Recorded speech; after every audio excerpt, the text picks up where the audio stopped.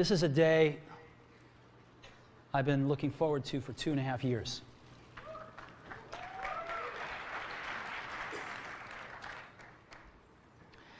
Every once in a while, a revolutionary product comes along that changes everything. And Apple has been, well, first of all, one's very fortunate if you get to work on just one of these in your career. Apple's been very fortunate. It's been able to introduce a few of these into the world.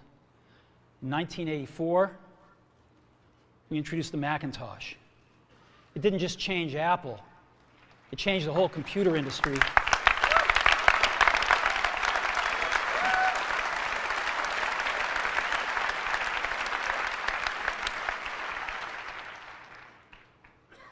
In 2001, we introduced the first iPod. And it didn't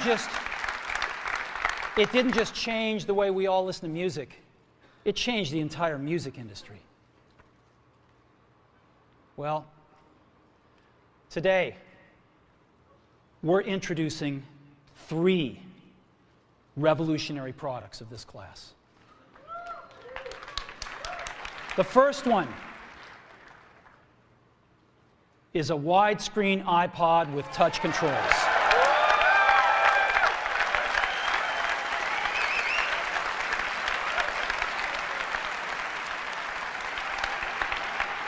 The second is a revolutionary mobile phone.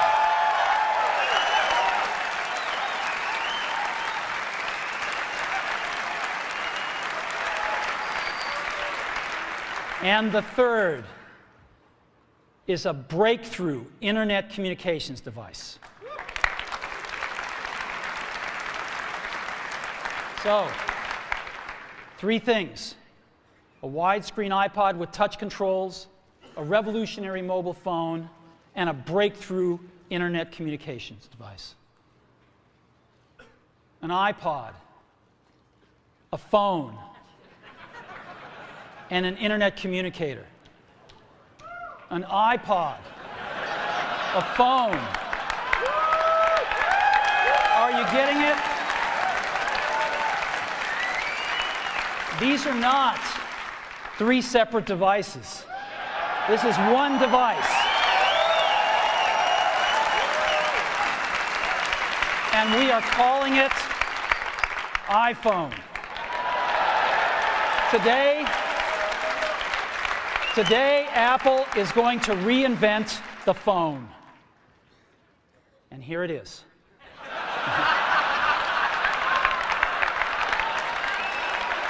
No. Actually, here it is, but we're going to leave it there for now. So, before we get into it, let me talk about a category of things. The most advanced phones are called smartphones, so they say. And they typically combine a phone plus some email capability, plus they say it's the internet, sort of the baby internet, into one device. And they all have these plastic little keyboards on them. And the problem is that they're not so smart and they're not so easy to use. So if you kind of make a Business School 101 graph of the smart axis and the easy to use axis, regular cell phones are kind of right there. They're not so smart and they're not so easy to use. But smartphones are definitely a little smarter, but they actually are harder to use. They're really complicated. Just for the basic stuff, people have a hard time figuring out how to use them. Well, we don't want to do either one of these things. What we want to do is make a leapfrog product that is way smarter than any mobile device has ever been and super easy to use. This is what iPhone is. Okay? So, we're going to reinvent the phone. Now, we're going to start with a revolutionary user interface.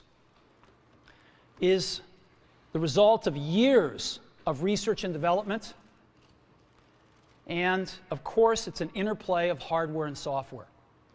Now, why do we need a revolutionary user interface? I mean, here's 4 smartphones, right? Motorola Q, the BlackBerry, Palm Treo, Nokia E62, the usual suspects. And what's wrong with their user interfaces? Well, the problem with them is really sort of in the bottom 40 there. It's this stuff right here. They all have these keyboards that are there whether you need them or not to be there. And they all have these control buttons that are fixed in plastic and are the same for every application. Well, every application wants a slightly different user interface, a slightly optimized set of buttons just for it. And what happens if you think of a great idea 6 months from now? You can't run around and add a button to these things. They're already shipped. So what do? It doesn't work because the buttons and the controls can't change. They can't change for each application, and they can't change down the road if you think of another great idea you want to add to this product. Well, how do you solve this? It turns out we have solved it. We solved it in computers 20 years ago. We solved it with a bitmap screen that could display anything we want, put any user interface up, and a pointing device. We solved it with the mouse, right? We solved this problem. So how are we going to take this to a mobile device? Well, what we're going to do is get rid of all these buttons and just make a giant screen. A giant screen. Now, how are we going to communicate this? We don't want to carry around a mouse, right? So what are we going to do? Oh, a stylus, right? We're going to use a stylus. No. No. Who wants a stylus? You have to get them and put them away and you lose them. Yuck. Nobody wants a stylus. So let's not use a stylus. We're going to use the best pointing device in the world. We're going to use a pointing device that we're all born with. We're born with 10 of them. We're going to use our fingers. We're going to touch this with our fingers. And we have invented a new technology called multi-touch, which is phenomenal. It works like magic. You don't need a stylus. It's far more accurate than any touch display that's ever been shipped. It ignores unintended touches. It's super smart. You can do multi-finger gestures on it. And boy, have we patented it.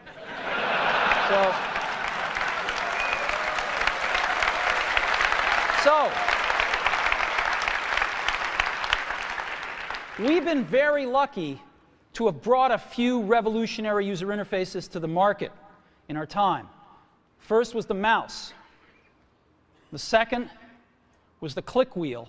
And now we're going to bring multi-touch to the market. And each of these revolutionary user interfaces has made possible a revolutionary product. The Mac, the iPod, and now the iPhone. So, a revolutionary user interface. We're going to build on top of that with software. Now, software on mobile phones is like baby software. It's not so powerful. And today, we're going to show you a software breakthrough. Software that's at least 5 years ahead of what's on any other phone. Now, how do we do this? Well, we start with a strong foundation. iPhone runs OS X. Now,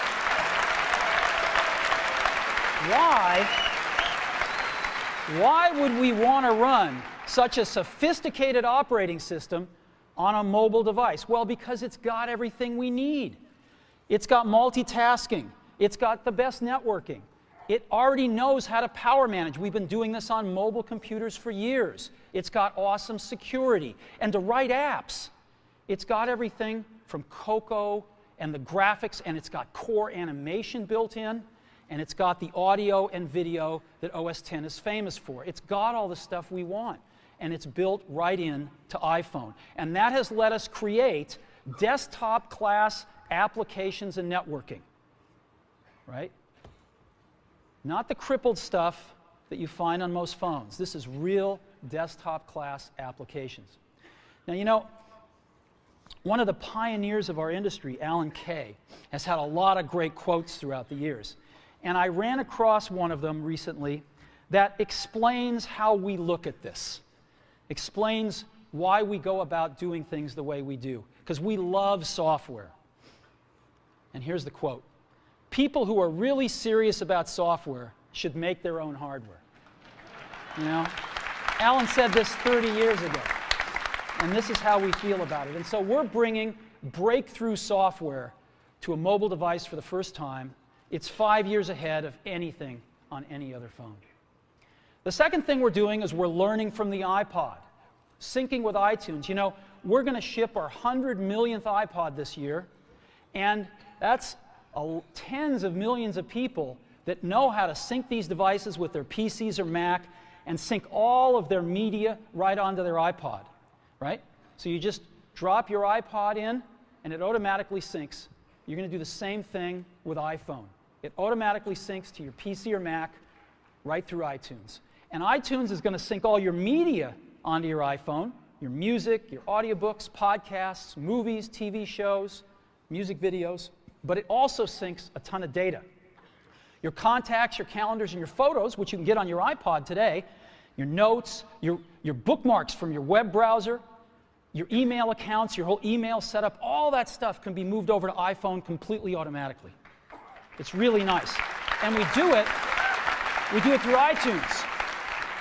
Again, you go to iTunes and you set it up, just like you'd set up an iPod or an Apple TV.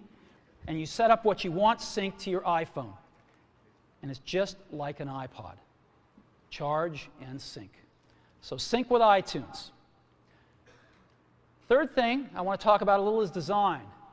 We've designed something wonderful for your hand. Just wonderful. And this is what it looks like. It's got a 3.5-inch screen on it. It's really big.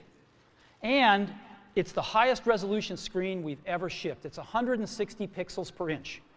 Highest we've ever shipped. It's gorgeous. And on the front, there's only one button down there. We call it the home button. It takes you home from wherever you are. And that's it. Let's take a look at the side.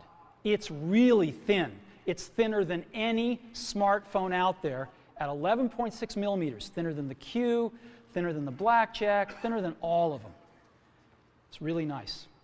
And we got some controls on the side. We got a little switch for ring and silent. We've got a volume up and down control. Let's look at the back. On the back, the biggest thing of note is we got a 2-megapixel camera built right in. The other side, and we're back on the front. So let's take a look at the top now.